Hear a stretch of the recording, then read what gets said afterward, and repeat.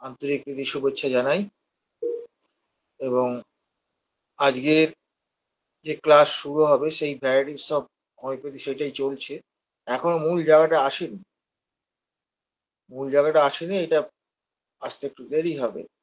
কারণ এই আলোচনাটা অত্যন্ত জরুরি, বিশেষ করে জুনিয়রদের পক্ষে। কারণ তারাও তো ভ্যাসিনেটিং হয়ে যেতে পারে। এটা তো আমাদের দায়িত্ব যাতে তারা বিপথে না পরিচালিত হয়। বিপথে পরিচালিত করার লোকের অভাব নেই। তাদের এত মিষ্টি কথা, এত ভালোবাসা, সেই ভালোবাসা তো আমরা বাঁচতে পারি না। আমাদের মুখ দিয়ে তো কটু কথা বেরিয়ে যায়, কারণ নীতিভিত্তিক কথা বলি। ফলে ব্যাপার হচ্ছে যে আমাদের এই আলোচনাটা যেটা হবে নীতিভিত্তিকই হবে। এবং এই যে লেখাটা যেটা আলোচনা করছি, এটা হচ্ছে ডাক্তার জেন কাঞ্জিলালের লেখা। মূল লেখাটা জেন কাঞ্জিলালের। আর জেন কাঞ্জিলালের ইংরেজি এত কঠিন যে তাকে আত্মস্থ করা বেশ কঠিন। মানে সেই জন্য আমি এর উপর ভিত্তি করে আমি যেটুকু বুঝেছি, প্লাস আমাদের শিক্ষকদের কাছ থেকে যা শিখেছি, সবকিছু মিলে একটা আলোচনা করছি। তো আজকের আলোচনার বিষয়বস্তু হচ্ছে ভ্যারাইটিস অফ হোমিওপ্যাথি। এটা মানে পঞ্চম পর্ব হয়ে গেছে, এবার হচ্ছে ষষ্ঠ পর্ব যেটা চলছে। তা এইখানে আমি সাপ্রেশনের ইতিহাস বলবো, সাপ্রেশনের, যেখানে আমরা হেরিং লয়ের সঙ্গে আপনাদের কন্ট্রোভার্সি হয়ে যেতে পারে। কারণ ব্যাপার হচ্ছে কি, ল তো মুখস্থ করার বিষয় নয়, ল হচ্ছে অনুভব করার বিষয়। এবং একটা জিনিস মনে রাখতে হবে, ল নিশ্চয়ই বড়, কিন্তু পেশেন্টের থেকে বড় না। পেশেন্ট হচ্ছে সর্বাপেক্ষা বড়। এই যে পেশেন্ট এবং রোগী এবং রোগ, এর মৌলিক পার্থক্য যদি আপনারা বুঝতে না পারেন, তাহলে কিন্তু আপনারা বহু জায়গায় বিপদে পড়ে যাবেন। আসুন এই কথাটা বলি। এবং যে চিকিৎসক যিনি ছিলেন, ইনিও কিন্তু একজন খুব নামকরা চিকিৎসক। ইনি কিন্তু এই লেভেলের চিকিৎসক নয়, যথেষ্ট নামকরা চিকিৎসক। তা বহুদিন আগের কথা বলছি, যখন আমার মাইজম সম্পর্কে কোনো ধারণা খুব একটা ছিল না, ভাষা ভাষা ধারণা। মানে আমার অনেক বছর আগে, অন্তত 20-25 বছর, 20 বছরে তো কমে তো নয়, তার বেশি হতে পারে। তা সেই বিখ্যাত চিকিৎসকের এক অধ্যাপিকার ছাত্রী আস্তে আস্তে আসছে। সেই বিখ্যাত চিকিৎসক মানে কি, তিনি ভারতবর্ষে অত্যন্ত বিখ্যাত লোক। আমি ইচ্ছা করি নাম বলতে চাইছি না, কারণ নাম আমার কাছে ব্যক্তির নামটা তো পরিচয় নয়, যেমন আমাদের রোগের নামটা খুব একটা পরিচয় নয়, যদিও আমাদের প্রয়োজন লাগে। তো এই যে ব্যক্তি, তার এক ছাত্রী, তিনি এনআইচ এর প্রফেসর। এনআইচ এর প্রফেসর মানে ছেলে খেলা না। তিনি একটা বক্তব্য রাখছেন। বক্তব্য রাখতে গিয়ে তিনি কি করছে, একটা মেরুর রোগী আরোগ্যের বিষয় নিয়ে আলোচনা করছিলেন, মানে রিপ্রেজেন্টেশন করছিলেন আরোগ্য নিয়ে। এটা সম্ভবত ভবানীপুরের ঘটনা। সবাই উচ্ছ্বসিত প্রশংসা করলেন, কারণ আমরা তো প্রশংসা করতে আমাদের খুব খুশি, কারণ এটা সৌজন্যবোধ। বারবার আমি একটা কথা বলে থাকি, যেটা কেশি দাস বলতেন, ব্যক্তি বড় নয়, নীতি বড়। নীতি বলতে হোমিওপ্যাথি কথা বলতেন। হোমিওপ্যাথি তো নীতিসম্মত বিষয়। হোমিওপ্যাথি বড়, এই কথাটা আমাদের ভুলে গেলে চলবে না। ফলে যেখানে হোমিওপ্যাথির অবমাননা হবে, সেখানে কিন্তু ব্যক্তিকে তেল মেরে তো লাভ নাই। তারপরে সবাই তাকে বললেন। তা তিনি কি কি বলছে, তার বক্তব্যের মূল বিষয়টা কি ছিল না, মেডো উচ্চ শক্তি দেওয়ার কয়েক মাস পরে শুকনো উদ্ভিদ সহ ভয়ঙ্কর চুলকানি হলো। এই প্রাসঙ্গিক আমি সাপ্রেশনের কথাটা পরে আসবো। কি হলো, মেডো দেওয়া হলো, মেডো দেওয়ার পর তার চুলকানি বেরোলো। সেই চুলকানি গুলো কি না, প্রচন্ড চুলকানি, এবং সেটা শুকনো। শুকনো চুলকানি তো, এটা তো শরীর বৈশিষ্ট্য। আর চুলকানি যেটা, এটাও প্যাথোগনমি অফ সোরা, এই সিমটমটা। প্যাথোগনমি মানে সোজা কথা, সোরার এটা একটা অন্যতম মৌলিক বৈশিষ্ট্য। বৈশিষ্ট্যের অন্যতম মৌলিক মৌলিক বৈশিষ্ট্য হতে পার্থক্য আছে, কিন্তু মৌলিক করতে এটাকে বাদ দিয়ে সরা হয় না। তাহলে এই যে ব্যাপারটা তিনি কি করলেন না, এইরকম যখন হলো তিনি কি বলে শুক্র উদ্ভিদ যখন ভয়ঙ্কর চুলকানি বেরোলো তখন সোরার লক্ষণ, তাই সালফার দিতে হবে। তিনি আরো কিছু বলেছিলেন, মেরোনিয়াম সালফার গায়ে গায়ে অমুক অনেক কিছু তিনি বক্তব্য রেখেছিলেন, তাকে সালফার দিতে হবে। সবাই খুব বললো, আমি শুধু হাত তুলে বললাম আপনি ম্যাডাম কিছু প্রশ্ন করতে চাই। আর আমি চিরদিনই একটা জিনিসই বিশ্বাস করি, বিজ্ঞান কিন্তু আনুগত্য নির্ভর নয়। বিজ্ঞান আনুগত্য চায় না, বিজ্ঞান চায় প্রশ্ন। প্রশ্নের সদুত্তর পেলে পরে সেটা গ্রহণযোগ্য হবে, নাহলে তাকে ছুঁড়ে ফেলে দিতে হবে। তাকে সালফার ব্যবহার কথা বলেছেন। এবার আমি এবং তিনি আরো বোঝালেন কি যে সালফার হচ্ছে রাজা। যাই হোক, আস্তে আস্তে আসি। এবার হচ্ছে কি আমি বিনীত প্রশ্ন শুরু করলাম যে উদ্বেগ আর চুলকানি দেখে, এই যে ইরাপশনটা দেখেই আপনি তাকে সালফার দিয়ে দিলেন, তো পেশেন্টটা তো সালফার হলো কোথায়? পেশেন্টটা তো সালফার হলো না। এইবার দেখলো তো প্যাঁচে পড়ে গেছে। পেশেন্টের সালফার হলে তারও তো সিমটম থাকতে হবে। বড় প্যাচে পড়ে গেলেন। আপনার প্যাচে পড়ে গেলে কি রেফারেন্সটা নেই, অমুকে এই বলেছে তমুকে এই বলেছে। আরে বাবা, তোমার পিতৃ পরিচয় তুমি দেবে। তুমি তো একটা অখণ্ড মানুষ, তুমি তো একটা স্বতন্ত্র মানুষ, তার জন্য ধার করতে হবে কেন?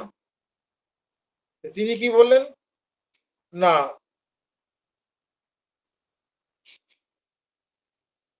না কি হচ্ছে উদ্ভিদ চুলকানি হিসেবে তিনি বলে বোগারের তালিকা দেখুন, ওখানে মেডোর পরে সালফার ব্যবহারের কথা বলা আছে। মেডোর পরে সালফারের ব্যবহারের কথা বলা আছে। ঠিক আছে, তাহলে মেডো হলে তারপরে সালফার দিতে হবে। দ্য রুটিনিস্ট, দ্য রুটিনিস্ট, রুটিন, রুটিন তো হোমিওপ্যাথিতে হয় না। হয় না কেন? রোগী ভিত্তিক তো, রোগ ভিত্তিক না। রোগ হচ্ছে নির্দিষ্ট জিনিস, রোগী তো নির্দিষ্ট নয়। এমনকি একই ওষুধ আপনি যখন 5 জনকে দিচ্ছেন, 5 জনের সিমটম কম্বিনেশন এক নয়, কম্বিনেশনে পার্থক্য আছে। তারপর এই যে জায়গাটা তিনি বলতে পারেন, তিনি কি বোগারের উদাহরণ দিলেন। তা আমি তাকে আবার, তিনি আবার বলছেন এটা সালফার হচ্ছে সোরার রাজা, বলে আমাকে তো এটা সোরার ইরেপশন বেরিয়েছে, দিতেই হবে। অ্যান্টিসাইকোটিক দিয়েছি, সোরা বেরিয়েছে, সোরাকে মারবো না তো কাকে মারবো? অনেক কিছু তিনি বলেছেন। আমি তাকে পাল্টা প্রশ্ন করেছিলাম যে কেন্টের change of plan of treatment, second প্রেসক্রিপশনে change of plan of treatment, এইখানে গিয়ে সব লাজে গোবরে হয়ে গড়াগড়ি খায়, খুঁজেই পায় না কি ওষুধ দেবে। এই যে change of plan of treatment যখন বললাম, এই যে কেন বলেছেন, তাহলে কি এটা কি ভুল? আপনি শুধুমাত্র চুলকানি দেখে ওষুধ দিয়ে দিলেন। হ্যাঁ, ড্রাই ইরাপশন ঠিক আছে, হচ্ছে এটা ড্রাই ইরাপশন, ইচিং, রেপার্টারি খুললে তো কয়েকশো ওষুধ পাওয়া যাবে। সালফার দেবেন কেন? সালফারের প্রতি এত আপনার ভালোবাসা নেই। মহা প্যাচে পড়ে গেছে।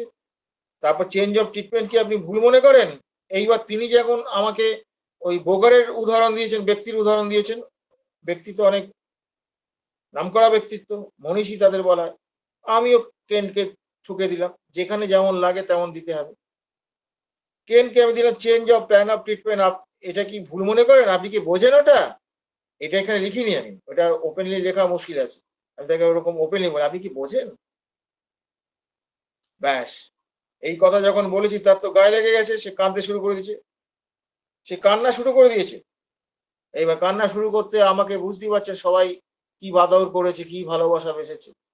তো তখন যিনি পরিচালনা করেছে তাকে আমি বললাম যে আপনি তো পণ্ডিত মানুষ, এটা যুক্তিটা আপনি বুঝিয়ে দেন। সে তখন দেখলো যে সেও বলতে গেলে পারবে না, বলতে প্যাঁচে পড়ে গেছে।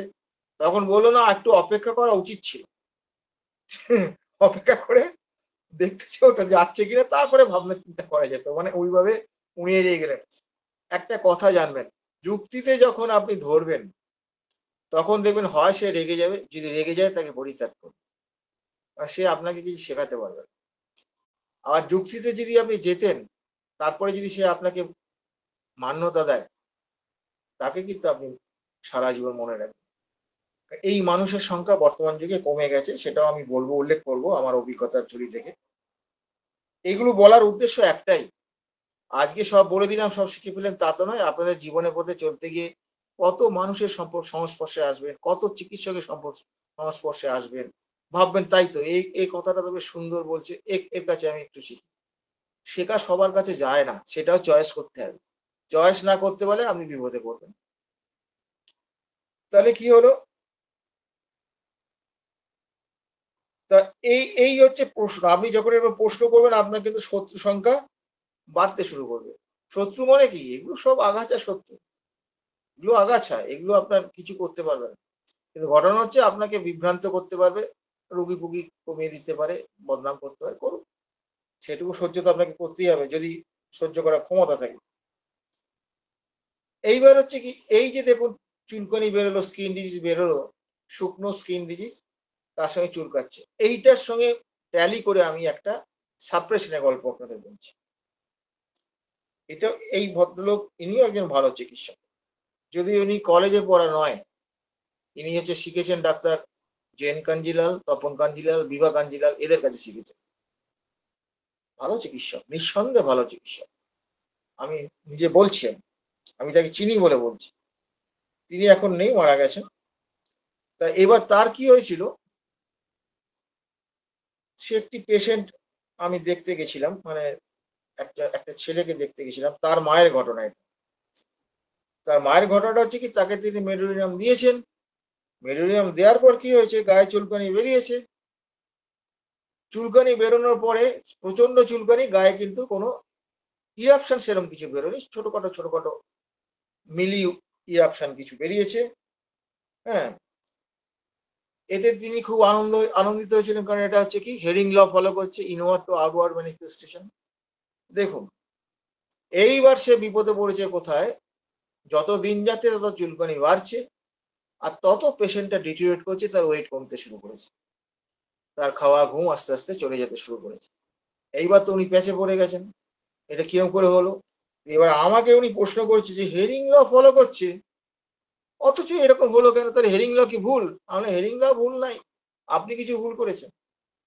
ঠিক আছে, ওনার ছেলেকে তো দেখাবেন, ওর মানসিক প্রতিবন্ধী এই ছেলেটা, ওনাকে দেখতে গিয়ে আমি দেখব দেয়ার ইজ সামথিং রং, ও মানসিক প্রতিবন্ধী হলো কেন। হুম, এইবার হচ্ছে কি, এইখানে তাহলে ঘটনাটা কি ঘটেছে আসলে? গিয়ে কি দেখলাম, তার যে বড় সন্তান, মানে বড় মেয়ে, সে কিন্তু যথেষ্ট মেধাবী এবং স্বাভাবিক, এবং সেই মেয়েটির সম্পর্কে কোনো রকম অস্বাভাবিক কিছু নেই।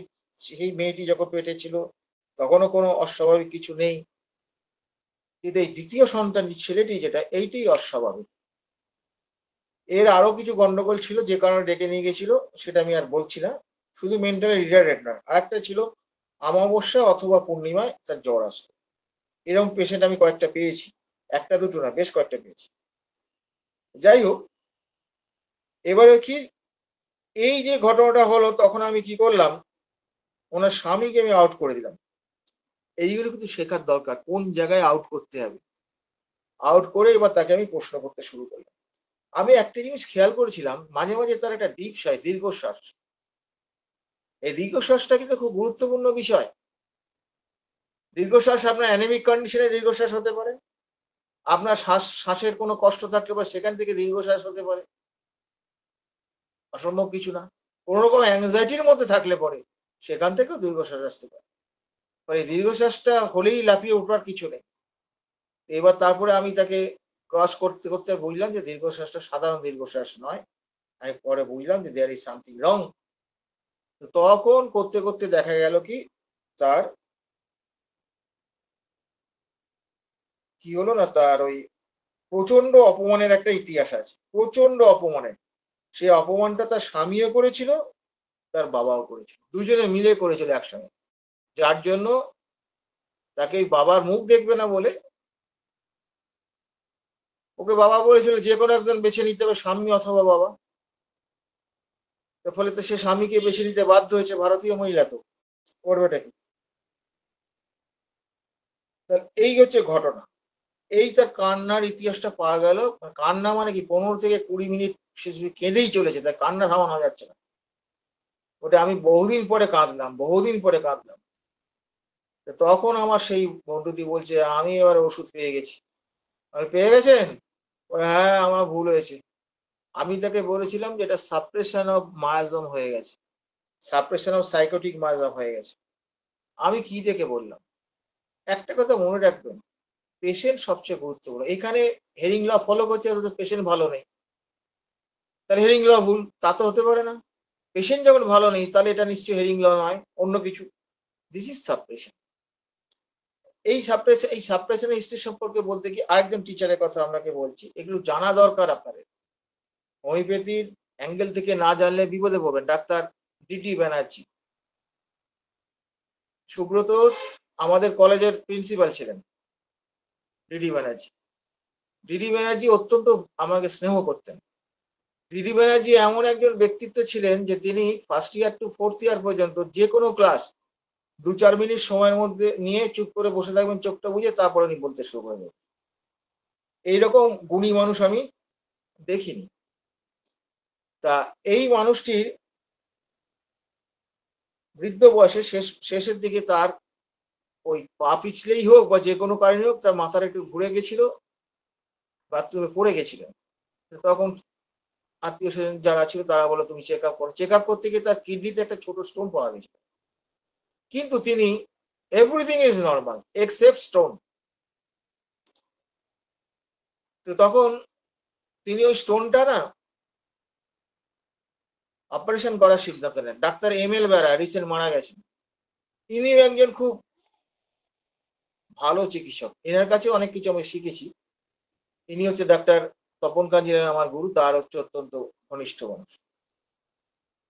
এই মানুষটি তখন তাকে বললেন, এই দেখ ধর্ম, তুই এটা অপারেশন করিস নি, তোর যখন শরীরে অন্য কোনো কিছু নেই তুই এটা অপারেশন করিস না, তোর তো বয়স হয়েছে, করিস না, এভরিথিং ইজ নর্মাল।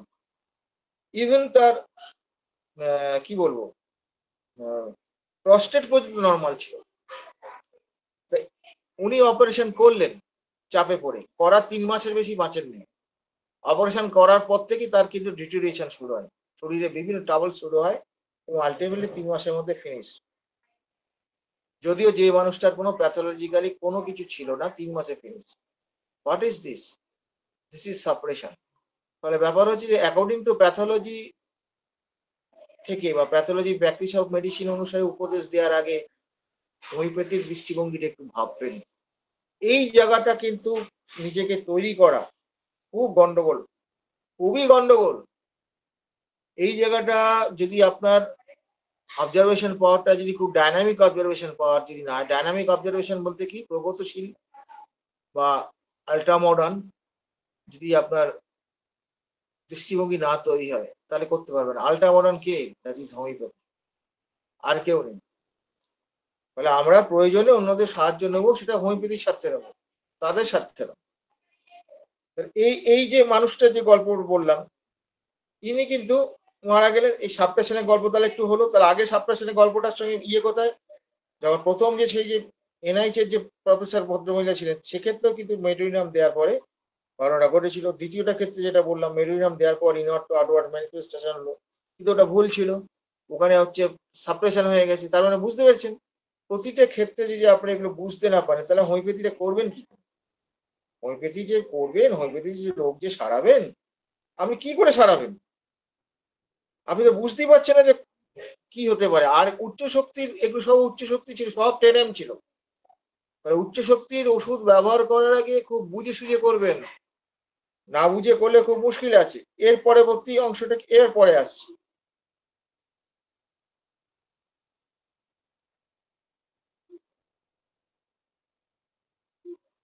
এইবার প্রশ্নটা যেটা হচ্ছে যে আমি দ্বিতীয় ক্ষেত্রে একটু অবজারভেশনটা যদি আপনাদের না বলি তাহলে মুশকিল হবে। আমি তো এক কথায় বলে দিলাম সাপ্রেশন অফ সাইকোটিক মায়াজম বলে দিলাম। কেন বললাম? না, ওষুধ দেওয়ার পর তার চুলকানিগুলো বেরিয়েছে, পেশেন্ট ডিটোরিয়েট করছে, পেশেন্ট ক্রমশ খারাপের দিকে যাচ্ছে। হ্যাঁ, পেশেন্ট খারাপ দিকে যাচ্ছে, তার মানে ভুল হয়েছে। তাহলে এখানে আমি বুঝলাম কি করে? বোঝার প্রসেসটা তো জানতে হবে। আচ্ছা বন্ধু, আপনি যদি একটা বল ছোড়েন, বল যদি দেয়ালে ছোড়েন, দেয়ালে ধাক্কা লেগে বলটাই ফিরে আসবে না ফুল ফিরে আসবে আপনার কাছে? আপনি ভালো করেই জানেন ফুল ফিরে আসবে না, বলটাই আসবে। তাহলে ব্যাপারটা কি হয়েছে, যে এখানে যদি অ্যান্টিসাইকোটিক যদি ওষুধটা যদি সঠিক হয়, তাতে সাইকোটিক সিমটম গুলো আপার হেল্ডে চলে আসবে, আপার হ্যান্ডে চলে আসবে। আসার তো কথা। ও আসবে, তারপর চলে যাবে, পরবর্তীকালে অন্য মায়াজম আসতে পারে। সেটা তো এখানে আসেনি। এটা আসেনি বলেই আমি ধরে ফেলেছি ইনওয়ার্ড টু আউটওয়ার্ড ম্যানিফেস্টেশন। এটা যেমন একটা ব্যাপার, তেমনি ব্যাপারটা পেশেন্টটা খারাপ হচ্ছে, পেশেন্টটা খারাপ হচ্ছে বুঝলাম, ভুল। কিন্তু কি ভুল সেটা ধরতে গেলে লজিক অ্যাপ্লাই করতে হবে। লজিকটা হচ্ছে কি, এখানে আপনি যেটা দিয়ে মারলেন তার তো সিমটম কিছু দেবে, সাইকোটিক সিমটম কি শো করবে, সাইকোটিক এলিমিনেটিং প্রসেস শো করবে, শো করে নাই তো। তাহলে কি করে হবে? এই আজকেই একটা ঘটনা আমি তাকে পেশেন্টকে বলেই ফেললাম যে আপনাকে আমি সারাতে পারবো কিনা আমার সন্দেহ হচ্ছে। কেন? তিনি একটা খুব ব্লান্ডার কাজ করে ফেলেছেন। তার ওই গাঁটে গাঁটে ব্যথা, তিনি চলতে পারেন না, ইত্যাদি ইত্যাদি। এটা বহরমপুরের এক পেশেন্ট, আজকে খুব বকাই দিয়েছে। আমি তাকে বললাম যে আপনার চিকিৎসা করতে আমার ইচ্ছা করছে না। কি হয়েছে? তার দাঁত বেরিয়েছিল, সেই দাঁতটাকে সে মলম দিয়ে কমিয়ে দিয়েছে, সেটা আমাকে বলে নাই। এই মাসে এসে বলছে, 2 মাস 2.5 মাস বাদে আসে বলে, ডাক্তারবাবু কি ওষুধ দিলেন, সব তো বেড়ে গেল। আপনি তো খুব ভালো ছিলেন, তার বাড়লো কেন? এবার আমি খুঁজছি তার কোনো রকম মানসিক ঝামেলা হয়েছে কিনা। ঠিক না, আমার কোনো ঝামেলা নেই, ও কিছুতেই কিছু করতে পারছি না। আপনি কোনো চিকিৎসা করেছিলেন অন্য কাউকে দিয়ে? মানে আমি চিকিৎসা করিনি। হ্যাঁ, আমি নিজে একটা করেছিলাম, আমি এরকম মলম লাগিয়েছিলাম। আর সর্বনাশ কি করেছি। আমি তো আজকে বলে ফেললাম, যদি ওই দাঁতটা না বেরোয় আপনার ভালো থাকা আর হবে না। আপনি এবার যা বোঝেন বুঝুন। তার ফলে বুঝতেই পারছেন যে এইরকম ব্লান্ডার কিন্তু হতে পারে। আপনারা কিন্তু পেশেন্টকে ওষুধ দিয়ে বলবেন যে যদি এরকম হতে হয় তাহলে কিন্তু মলম লাগানো চলবে না। যদি মনে করেন লাগাবেন, আপনি আমার কাছে আসবেন না। টেবিল থেকে তাড়িয়ে দেন। টেবিল থেকে তাড়িয়ে দিলে আপনার আর্থিক লস হবে, কিন্তু হোমিওপ্যাথির লস হবে না। হোমিওপ্যাথির লস হলে কিন্তু আপনি কিন্তু গৌণভাবে কিন্তু আপনি লুজার হবেন। তাহলে এই যে একটা জিনিস বোঝা গেল, কি আমি কি থেকে বুঝলাম যে পেশেন্টের মধ্যে সাইকোটিক সিমটম এলো না।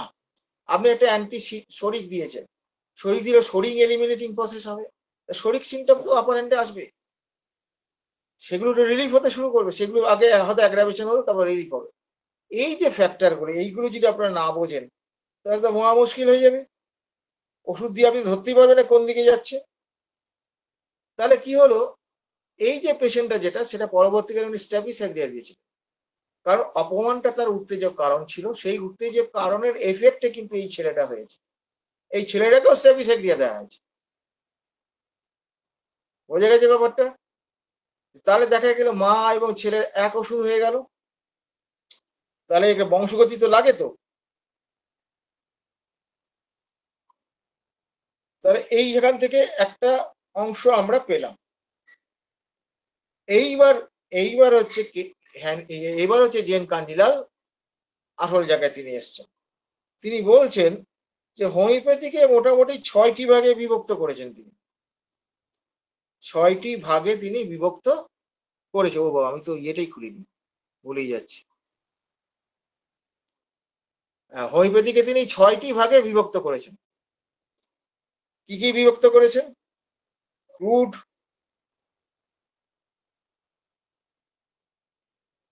Crude, materialistic homeopathy, vacillating homeopathy, hit and trial homeopathy,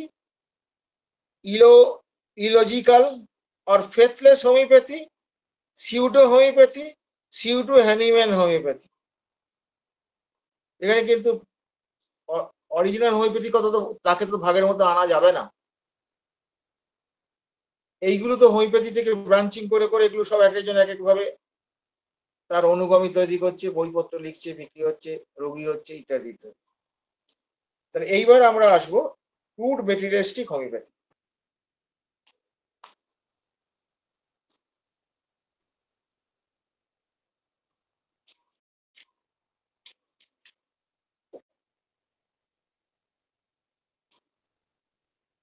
crude materialistic হোমিওপ্যাথির বাংলা করলে কি হবে? স্থূল জড়বাদী হোমিওপ্যাথি।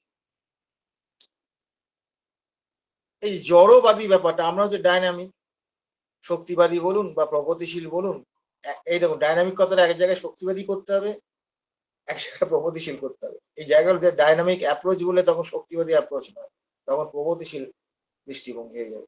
এই যে মানেগুলো, এই মানেগুলো বিভিন্ন ডিকশনারি ঘাঁটতে ঘাঁটতে যিনি ফিলোসফিটা বোঝেন তখন বুঝতে পারবেন যে কোন অর্থটা ওর সঙ্গে ফিট করবে।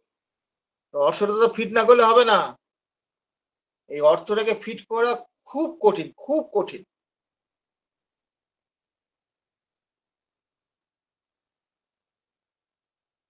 আচ্ছা, এবার হচ্ছে কি না, এখানে ডাক্তার কাঞ্জিলাল অসাধারণ বক্তব্যটি আপনাদের সামনে পেশ করছি। আমি বাংলা অনুবাদ একটা করেছি বটে, কিন্তু ইংরেজিটা আমাদের জানা দরকার, কারণ অনেকে ইংরেজিটা ভালো বোঝেন। The advocates of this variety have failed to win themselves over from the formidable attraction of the crude material mechanical materialism. এই যে ক্রুড মেটেরিয়াল মেকানিজম যেটা অন্যান্য চিকিৎসা ব্যবস্থায় চলছে, এটাকে তারা কিন্তু সেখান থেকে তারা বেরিয়ে আসতে পারে বা সেখান থেকে মুক্ত হতে পারেনি।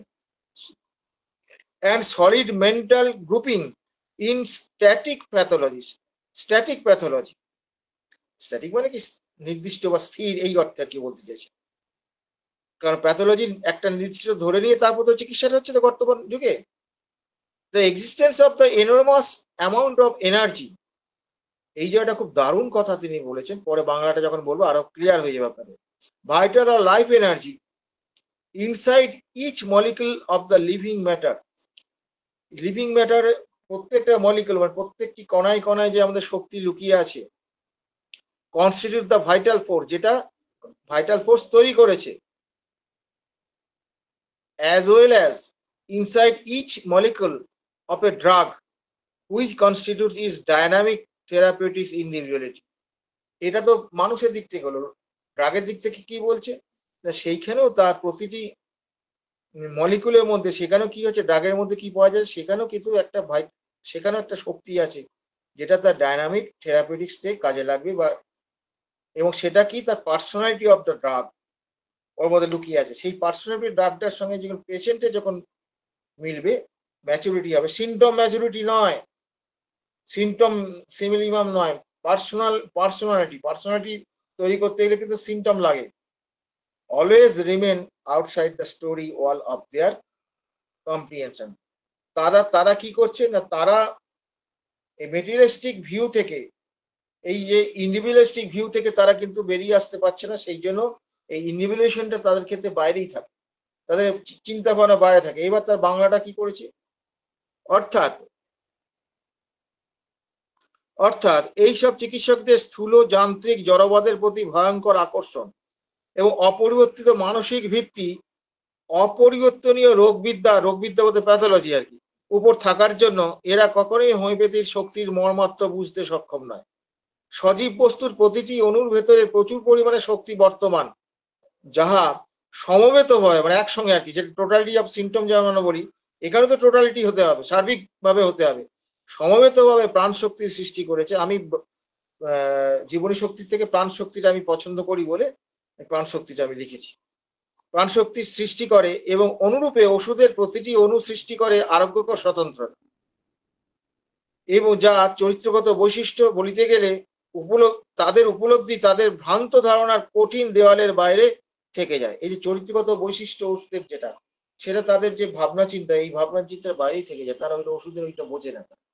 কারণ প্যাথোলজি বুঝতে গেলে অনেক নিচে নামতে হবে, আর উচ্চ ধরনের যে সিমটম গুলো, বিশেষ করে মানসিক লক্ষণ, মাথা তো আমাদের উপরেই থাকে রে ভাই, অত দূর পৌঁছাবে কি করে?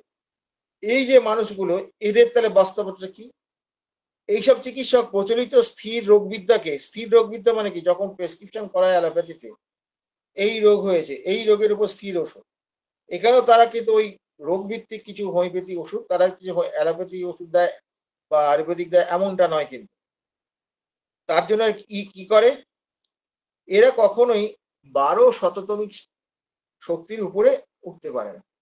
কারণ 12 উপরে ওঠে না কেন, অ্যাভোগাড্রোস ল অনুযায়ী 12 পরে আর থাকে না, অণু থাকে না। ওই যে ফিজের ইয়েতে পড়েছে, রসায়নে পড়েছে, কেমিস্ট্রিতে পড়েছে। অতএব ওষুধ থাকে কত অবধি, 12 পর্যন্ত থাকে, এর বাইরে সে যাবে না। আর 50 মিলিসিমেল তো ধারে কাছে যাবে না, কারণ ওটাতে কোনো ওষুধই না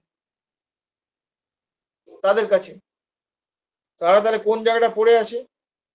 হ্যানিম্যান যদিও 30 শক্তি পর্যন্ত কথাটা বলেছেন, এটা নিয়ে অনেক কন্ট্রোভার্সি আছে, তার উপরে আর কিছু করা যাবে না, এরকম সব বলে বটে। কিন্তু ব্যাপার হচ্ছে তিনি শক্তিতে তিনি বলে এটাই এর বাইরে আর তিনি কোথায়, হ্যানিম্যান এরকম একটা কথা বলেছিলেন, মানে এটা কমপ্লিট, এর উপরে তিনি আর বিশেষ প্রয়োজন বোধ করেননি।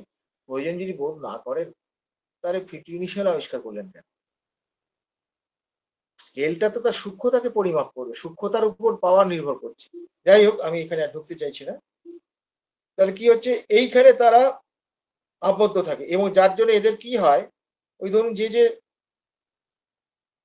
লক্ষণগুলো নিয়ে আসছে বা যে কষ্টগুলো নিয়ে আসছে, এই কষ্টগুলোর উপর তাদের কিন্তু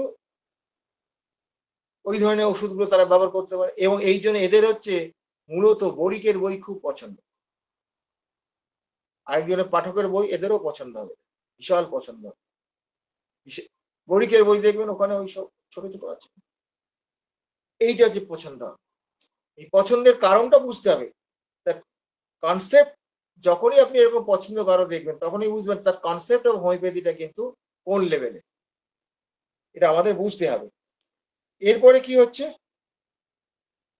এরা কিন্তু প্র্যাকটিক্যালি রোগীকে হোমিওপ্যাথিক আশীর্বাদ থেকে বা হোমিওপ্যাথির যে প্রকৃত ফল তার থেকে এরা বঞ্চিত করে, নিজেও তো বঞ্চিত।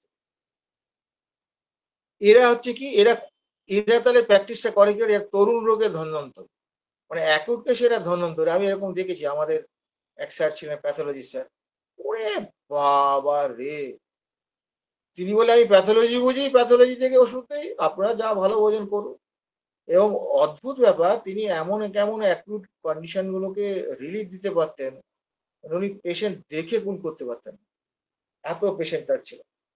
তিনি আমাদের প্যাথোলজি পড়াতেন, যদিও তিনি হোমিওপ্যাথি ডাক্তার, ডিএমএস ডাক্তার ছিলেন। এইরকম তার ব্যাপার, পরে সফল, এত রুগী দেখেন, এত টাকা কামান, সফল, এটা দেখে তো লোভ হতেই পারে। কিন্তু আমি বারবার বলছি, হোমিওপ্যাথিতে 153 ধারা যেটা আছে অর্গাননে, সেখানে কি বলছে, আনকমন পিকুলার সিমটম নিয়ে আমাকে ওষুধ সিলেকশন করতে হবে। এটা শুধুমাত্র ওষুধ সিলেকশনের ক্ষেত্রে নয়, এখানে কি বলছেন, 154তে কি বার্তা দিয়েছেন, সংখ্যার উপর ভিত্তি করে চিকিৎসা করলে হবে না, গুণগত মান দেখে চিকিৎসা করতে হবে। এই যে দুটো অ্যাপোরিজম, এটা শুধু হোমিওপ্যাথির জন্য না, আপনার ব্যক্তিগত জীবনের জন্য সেখানে অ্যাপ্লাই করতে হবে। শুধু সংখ্যা বাড়ালে হবে না, গুণগত মান ঠিক আছে কিনা দেখতে হবে। গুণগত মান ঠিক না হলে আপনি হোমিওপ্যাথ নন। এইটা বললে অনেকে অসন্তুষ্ট হবেন, কিন্তু সত্যটা আমাকে তো বলতেই হবে। তাহলে কি হলো না, এরা হচ্ছে এই অ্যাকুট কেসে হচ্ছে ধন্বন্তরী, মানে এত ভালো এরা রেজাল্ট দেয়। আমি দেখেছি এরকম আরো কিছু ডাক্তার, আরেকজনকে দেখেছিলাম এরকম ধন্বন্তরী ছিল, মানে তার চিন্তা করতে পারবেন না কি ধরনের তার রেজাল্ট। তিনি যখন মারা গেলেন, তিনি ক্যান্সারে, 4th ডিগ্রি ক্যান্সারে মারা গেলেন। তখন শোকসভা যেটা হয়েছিল, আমরা জানতাম উনি কি করতেন। আমাদের পার্থপ্রতিম চৌধুরী ঠোঁট কাটা ছিল একদম, উনিও বারুইপুর ইউনিটের সদস্য। ও ফট করে বলে বলে সারা জীবন সাপ্রেশন প্যালিয়েশন করেছেন, সেই জন্য ওনার সিমটম তো ধরাই পড়লো না, নিজের কৃতকর্মের ফল উনি ভোগ করলেন। ওপেন মিটিং এ দাঁড়িয়ে বলেছেন, এরকম অভদ্র হলে তো হোমিওপ্যাথদের সবাই অভদ্রই বলবে। এবার ভেবে দেখুন, অভদ্র হবেন না হোমিওপ্যাথ, তাকে সবাই প্রশংসক একমাত্র ও ইয়ে করে, আমরা সমর্থন করেছিলাম। ঘটনা হচ্ছে যে এইটি হচ্ছে বাস্তবতা। এই বাস্তবতায় দাঁড়িয়ে লড়াই করতে গেলে হ্যানিম্যান কি সাদে অর্গাননে অডে সাপে এই কথাটা দিয়েছেন অর্গানের বোতল, কোনো কথা না বলে। সাহস থাকলে হোমিওপ্যাথি করুন, নাহলে আলু পটল বিক্রি করে খান, অনেক বেশি রোজগার হবে পাইকারি বিক্রি করুন। এই হচ্ছে কথা।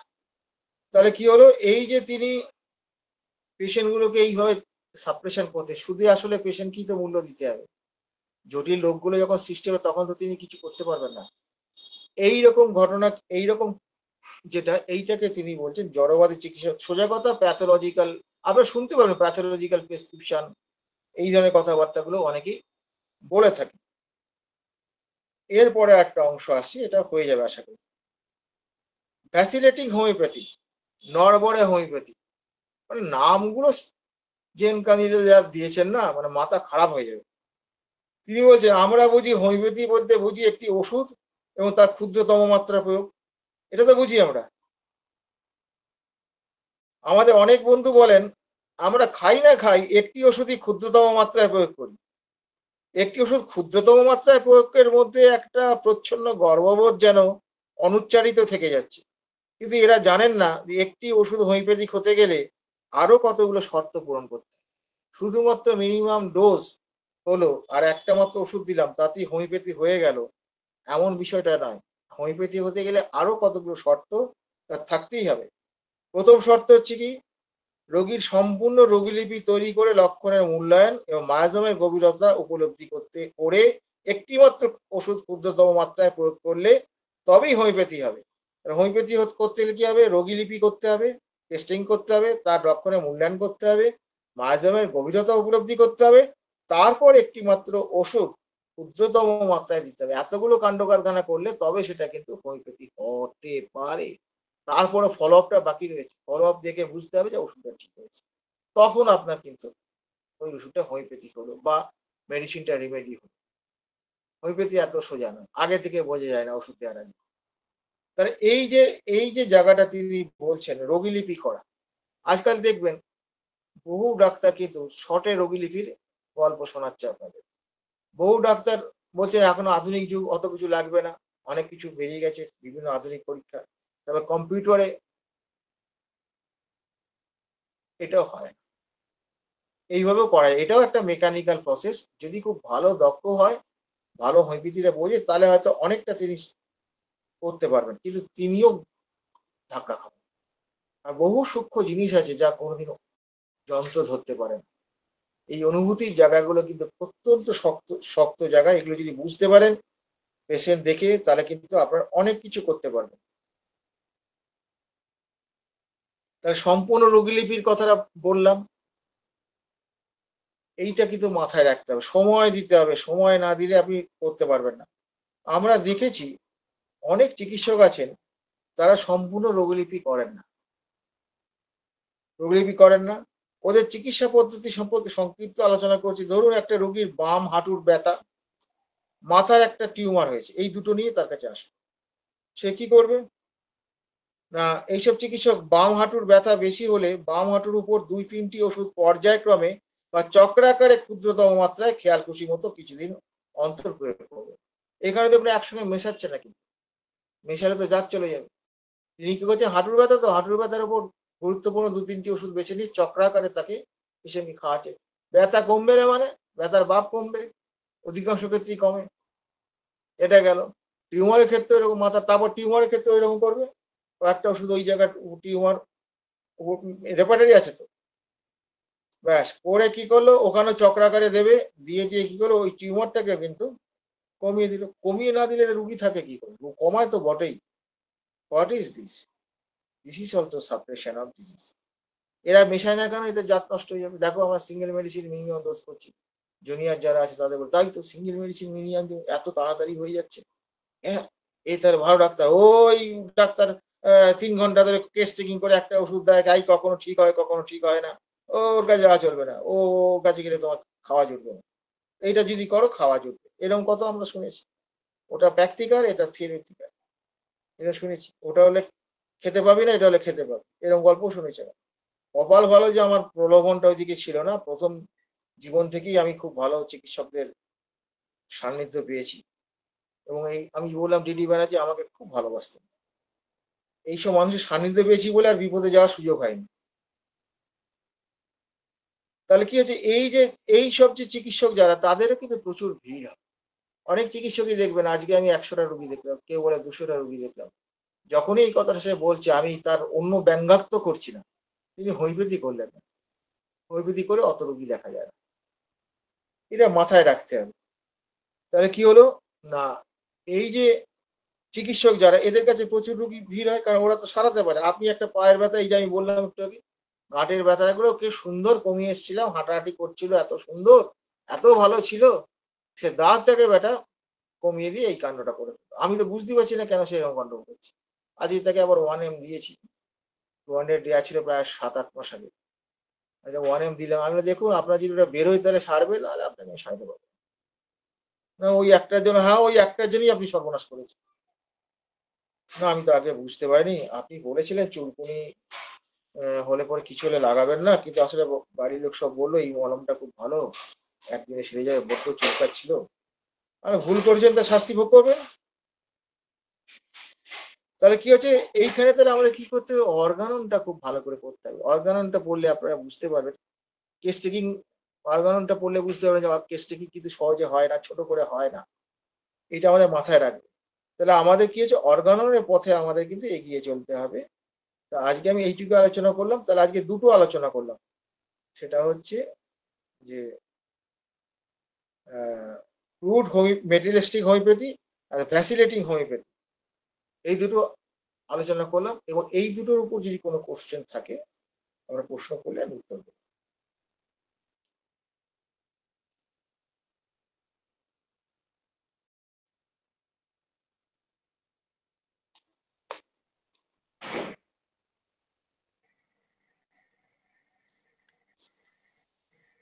ওয়ালাইকুম স্যার।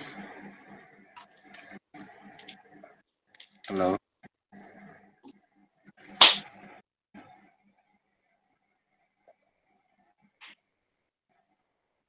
কারো কোনো প্রশ্ন থাকলে আমি উত্তর দেবো। কারো কোনো প্রশ্ন আছে কিনা একটু করেন আজকের আলোচনার উপরে, বা কোথাও বুঝতে অসুবিধা হলে একটু বলেন।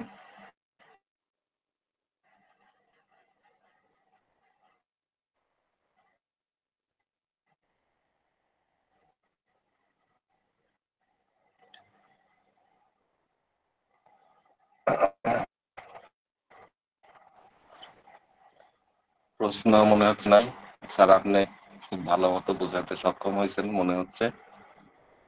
সবাই সেটাই স্যার তো আমার ভয় লাগে স্যার, স্যার আমার কথা শোনা আমার যাচ্ছে? তো ওইটাই ভয় লাগে।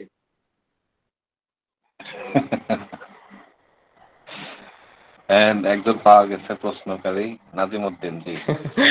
স্যার আমার হচ্ছে বিজ্ঞান তো প্রশ্ন চায়, বিজ্ঞান তো প্রশ্ন চায়। ঠিক আছে স্যার। স্যার আপনার ক্লাসটা খুবই চমৎকার হয়েছে, গতানুগতিক, খুবই চমৎকার, এবং আমরা খুবই মনোযোগ দিয়ে শুনেছি। আমি আশা করছি বাকিরাও শুনেছে। স্যার আমি একটা জায়গায় বুঝিনি যে, মানে আমার আমার কাছে এটা এটা এটা আরেকটু খোলাসা হওয়া উচিত বলে আমি মনে করি আর কি, বা অন্যান্যদের কাছেও হয়তো এটা খোলাসা হতে পারে। সেটা হলো যে যে ইয়ে নোশড ইউজ করলে কি হামেশাই নোশড ইউজ করলে কি ভুলভাবে নোশড ইউজ করলে সাপ্রেশন হওয়াটা কি অন্যান্য গোত্রের মেডিসিনের তুলনায় নোশড কি বেশি সাপ্রেশন করার ক্ষমতা রাখে কিনা, এই বিষয়টা একটু আমার কাছে মানে ক্লিয়ার যত হওয়া উচিত বলে আমি মনে করছি। যত ডিপ অ্যাক্টিং মেডিসিন হবে, তত তার আরোগ্যের ক্ষমতাও যেমন বেশি, তার সাপ্রেশন করার ক্ষমতাও বেশি। পরিষ্কার হয়েছে কথাটা? জি স্যার, জি। যত ডিপ অ্যাক্টিং ড্রাগ হবে, তার আরোগ্যের ক্ষমতাও যেমন অনেক বেশি, তেমনি তার সাপ্রেশন করার ক্ষমতাও অনেক বেশি। ওষুধ বলে শুধু না, যে কোনো ওষুধের ক্ষেত্রে। পরিষ্কার হয়েছে কথাটা? জি স্যার, জি। ধন্যবাদ স্যার। এবং আমার কাছে পুরো আলোচনাটা পরিষ্কার। আর অন্য কারো হয়তো প্রশ্ন থাকতে পারে, আমার আর প্রশ্ন নেই স্যার। আমি আবারও আপনাকে ধন্যবাদ জানাই আমাদেরকে শেখানোর জন্য। আমরা শিখছি আলহামদুলিল্লাহ। আপনি যে শেয়ার করছেন আমরা তাতে অনেক অনেক আনন্দিত। আপনার মানে মঙ্গল কামনা করছি আমি। এইটুকুই আর কি স্যার। ঠিক আসসালামু আছে, আলাইকুম স্যার। ধন্যবাদ। স্যার আমি একটা কমপ্লিমেন্টারি বিষয় করতে চাই ওই নাজিম ভাইয়ের কথার উপরে। তো নাজিম ভাই বলছিলেন যে নুসট বেশি প্রয়োগ করলে সাপ্রেশন হয় কিনা। তো নুসটে আসলে বেশি প্রয়োগ করা হবে যে কোন নীতিতে? একজন ব্যক্তির মধ্যে যদি নুসটের লক্ষণ ততক্ষণ পর্যন্তই থাকে, আর নুসট যদি ততক্ষণ পর্যন্তই বারবার প্রয়োগ করা হয়, তাহলে সাপ্রেশন হবে কেন? আমার প্রশ্নটা এটা ছিল না। আমি প্রশ্ন করেছিলাম যে ভুলভাবে নোশড ইউজ করলে সাপ্রেশন হওয়ার সম্ভাবনাটা অন্যান্য ওষুধের চাইতে বেশি থাকে কিনা, এবং স্যার বললেন যত ডিফেক্টিং তত আরোগ্য ক্ষমতা বেশি, সাপ্রেশন ক্ষমতা বেশি।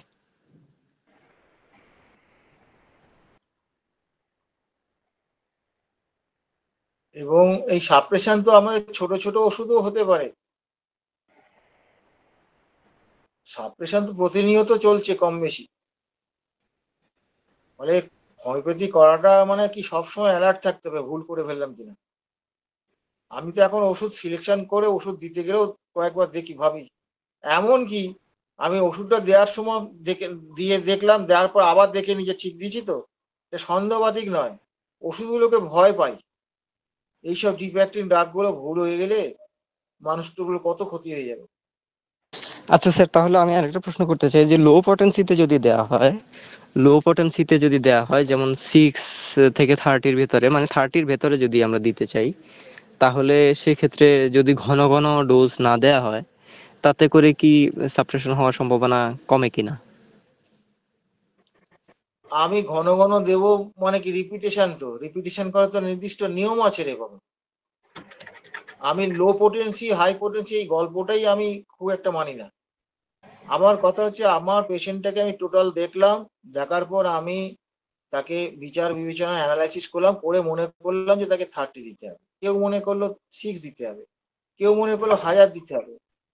এবার তাহলে ব্যাপার হচ্ছে কি, পোটেন্সির ব্যাপারটা হচ্ছে কি যথাযথ হতে হবে। যথাযথ পোটেন্সি সিমিলিমামের একটা কন্ডিশন। আপনি ধরুন যে ওষুধটা সিলেকশন করলেন সবকিছু ঠিক আছে, পোটেন্সিটা সিলেকশন ঠিক হলো না, আপনি ওষুধে কাজ পাবেন, পেশেন্ট দাঁড়াবে না। এইটা হচ্ছে মজার জায়গা। মানে পোটেন্সি সিলেকশনও কিন্তু এটা কিন্তু আমাদের তো কোনো ফিক্সড কিছু নেই। ফলে এই জায়গাটা কিন্তু অভিজ্ঞতা সঞ্চয় করে, সোজা কথা ধাক্কা খেয়ে গিয়ে শেখায়, এগুলো শিখতে হবে। ফলে লোয়ার পোটেন্সি দিয়ে আপনি ঘন ঘন দেবেন এই কথাও ঠিক নয়। আপনার প্রয়োজন হলে দেবেন, আর প্রয়োজনটা বুঝতে গেলে তো আপনার অর্গানের জ্ঞানটা তো দরকার। আপনার অর্গানের যে প্রতিটি জায়গা আমাদের বোঝা দরকার যে আমি দেবো কিনা। একটা কথা সবসময় মাথায় রাখবেন, যতটা না দিয়ে পারেন সেই জায়গাটা মাথায় রাখতে হবে, যত কম দিতে পারেন। আমার এই রিসেন্ট একটা ঘটনা বলছি, আমি খুব পেশেন্টটাকে নিয়ে খুব ট্রাবলসে আছি। আজকে আবার সে ফোন করেছে, ওষুধটা আমি বন্ধ করে দিয়েছিলাম।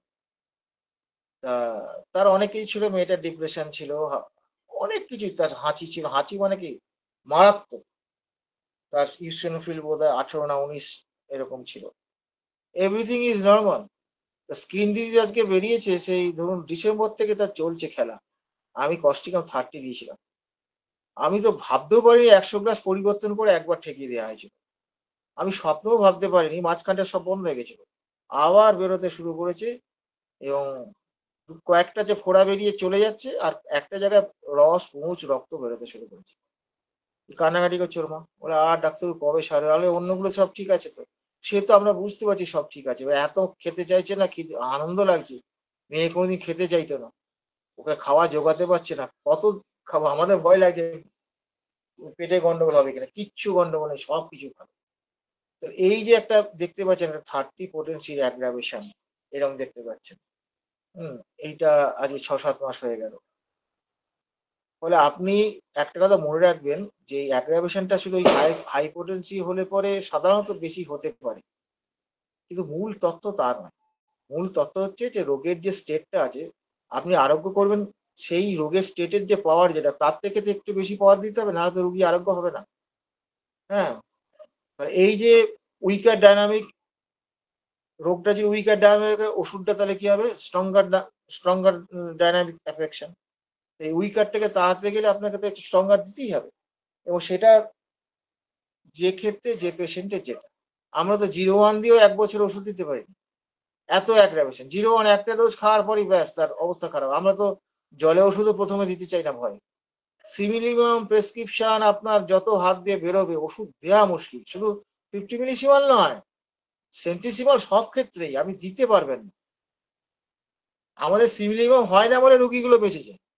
এখন ধরুন এই বয়সে একটু তো সিমিলিমাম গুলো তুলনামূলকভাবে বেশি দিতে পারছি, তাও সব হয় না। শুধু অ্যাগ্রাভেশনে ভয় পাই, তবু ওই যে 100 গ্লাস 200 গ্লাস 300 গ্লাস পরিবর্তন করে ঠেকাচ্ছি, তাতেও তো আটকানো যাচ্ছে না। যদিও অ্যাগ্রাভেশনের পরিমাণটা আমি অনেক কমাতে পেরেছি এইসব করে। যত আপনার প্রেসক্রিপশন নিখুঁত হবে, তত আপনি পারফেক্ট রেজাল্ট দিতে পারবেন, দীর্ঘদিন কাজ করবে, দীর্ঘদিন, একদিন দুদিন না। 100 মানে সে 2 বছর 3 বছর কাজ, 30 কে আমি 2-3 বছর কাজ করতে দেখেছি, আমি G1 কে 1-1.5 বছর কাজ করতে দেখেছি। কাজ করে কি রীতিমতো কাজ করে চলে যাচ্ছে সে, একটু আর দূর নয়, মাঝে মাঝে কাজ করছে, মাঝে মাঝে চুপ, এরকমও নয়। কিন্তু দেখা আমার, তারপরে পারফেক্ট করার জন্য ওই একটা কথাই বললাম যে সম্মতভাবে রেকর্ডিংটা করুন, রোগীকে সেইভাবে বুঝুন। পাওয়ারটা কিন্তু এটা নিজে করে দেখতে হবে, এটা করে বুঝে বুঝে বুঝে বুঝে আস্তে আস্তে আপনার এসে যাবে। এটা একদিনে আসে না, এটা সময় লাগে অনেক। আর কোনো প্রশ্ন আছে কারো? জি স্যার, আরেকটা প্রশ্ন করতে চাই স্যার। হ্যাঁ জি স্যার, বলুন। আমার প্রশ্নটা হলো, শ্যামলদা বলেন। সাবজেক্টের মধ্যে থাকবেন, কিন্তু সাবজেক্টের বাইরে যাবেন না।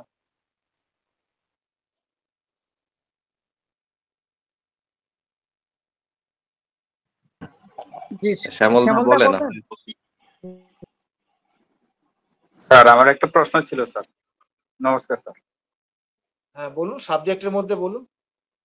হ্যাঁ জি স্যার, আমরা ভুল করে যদি ওই শততমিক ওষুধ দেই তাহলে আমাদের অপেক্ষা করতে হবে, এটা জানি, কিন্তু অনেকেই বলে যে আপনার এলএমপোটেন্সি দিলে পরে যদি ভুলও হয় ওই তাড়াতাড়ি সংশোধন করা অন্য পটেন্সি দেওয়া যায় বা অন্য ওষুধ দেওয়া যায়, সেই ব্যাপারে জানতে চাইতেছিলাম স্যার, একটু ক্লিয়ার হওয়ার জন্য। যতক্ষণ ওই ওষুধের অ্যাকশনটা চলবে ততক্ষণ দেওয়া যাবে না, সাধারণত এইটাই নিয়ম। স্যার যদি এখন তার এলএমপোটেন্সির রোগের বেলায়ও স্যার। এলএমপোটিস, ওই যে কি কথাটা বললাম একটু আগে, হ্যাঁ জি স্যার, জি স্যার। এই কথাটা বললাম, আমি তো আপনাকে মুখে দেখাতে পারবো না, আমার তো চেম্বারে তো আমি দেখছি রুগীগুলোকে, ওষুধ বলছি তো, আমি তো ওষুধ দিতে পারি না। আমার দুটো চেম্বার, আমার একটা চেম্বারে টোটালি 50 মিলিসিমাল করি, একটা চেম্বারে দুটোই করছি। আর তা এই একটা চেম্বারে একটা আছে, তিনটে আছে মোটামুটি এখন। তা ফলে ব্যাপার হচ্ছে কি, 50 মিলিসিমাল এত ছেলে খেলা নয়। আমরা প্রথম জীবনে 50 মিলিসিমাল করে পরে ছেড়ে দিয়েছিলাম, আমার ডক্টর কেসি দাসের ইয়েতে কথা ছেড়ে দিয়েছিলাম, বলে ভালো করে দক্ষ হবে সেন্টিসিমাল দিয়ে তারপর 50 মিলিসিমালে যাবে। এবং 50 মিলিসিমাল দিতে পারি না রে ভাই। আমি তো সারা বছরে 8টা ডোজ আমি দিতে পেরেছি, এরকম পেশেন্ট খুব কম। খেলেই বেড়ে যায়, একটা দুটো তিনটে খেলেই বেড়ে যাচ্ছে, যাবে কোথায়? এবং এইটা যত বললাম না, যত প্রেসক্রিপশনটা নিখুঁত হবে, এবং যার জন্য দেখবেন আপনি 100, ওটা মানে 284 আমি একটু, আমার একটা লেখা আছে অমরনাথ চক্রবর্তী বাংলা বলে, বাংলা একটা খোঁজ করে দেখবেন, ওখানে আমি দেখিয়েছি অনেকেই টিউশন গুলো ইউজ করে পরপর পরপর দিয়ে যায়। ওটা হ্যানিম্যানের কথা নয়, ওটা হ্যানিম্যানের একটা অংশকে ধরে নিয়ে ওরা ওই রকম করে, কিন্তু বাস্তবতা হচ্ছে অপেক্ষা করার কথা হ্যানিম্যান ওখানে বলেছেন, যতক্ষণ সে গিয়ে করে যাবে ততক্ষণ অপেক্ষা করতে হবে। কারণ ওটা গৌণ ক্রিয়া তো, ওটা বোধহয় 284 হবে খুব সম্ভবত, আমার ওখানে লেখা আছে, আমার লেখার মধ্যেই পেয়ে যাবেন। ওই ডাক্তার অমরনাথ চক্রবর্তী টাইপ করবেন বাংলায়, ওখানে আমি এটা আরোগ্য বলে একটা অংশ লিখছিলেন। হুম, ওটা এখন অর্গানন থেকে শেষ হোক, পরবর্তীকালে নিজস্ব অবজারভেশন গুলো আমি আরো লিখবো ওর মধ্যে, ওইখানে আপনি পাবেন। আপনি হ্যানিম্যান দেখুন এক জায়গায় বলছেন ওই 50 মিলি মানে এক এক চামচের কথা বলছেন, আবার এক জায়গায় হ্যানিম্যান বলছে যে ফিউ নার্ভ এন্ডিংস টাচ করতে হবে, কোনটা ধরবো আমি? এগুলো স্যার আজকে কন্ট্রোভার্সি ক্লিয়ার হয়ে যায়। হলো স্যার। অনেকে বলতো যে এলএমপোটেন্সি অ্যাগ্রাভেশন কম হয়, এর জন্যই এই প্রশ্নটা ছিল স্যার। কম হয় বাবারে, আমি তো এখন সবকেই ভয় পাই। কম হয় বেশি হয় এটা ব্যাপার না, মিনিমাম মেডিসিন সিলেকশন করতে পারছেন কিনা, এইটা হচ্ছে মূল বিষয়। তারপরে ডোজটা, অনেক কিছু ব্যাপার আছে, যাকে আজকে অন্য জায়গায় চলে যাচ্ছি, ওই জায়গার মধ্যে প্রশ্ন আসছে না, তাহলে আমরা হ্যাঁ, শেষ করে দিই। হ্যাঁ, এরপরে তো অবশ্যই এসব আলোচনাগুলো আসবে, ঠিক আছে? তো যাই হোক, রাত অনেক হয়ে গেছে, স্যারকে অসংখ্য ধন্যবাদ, আপনাদেরকেও ধন্যবাদ। সবাই হোমিওপ্যাথিকে ভালোবেসে এই ক্লাসটা করতেছেন বা স্যারও করাচ্ছেন, এই জন্য আমি সবার প্রতি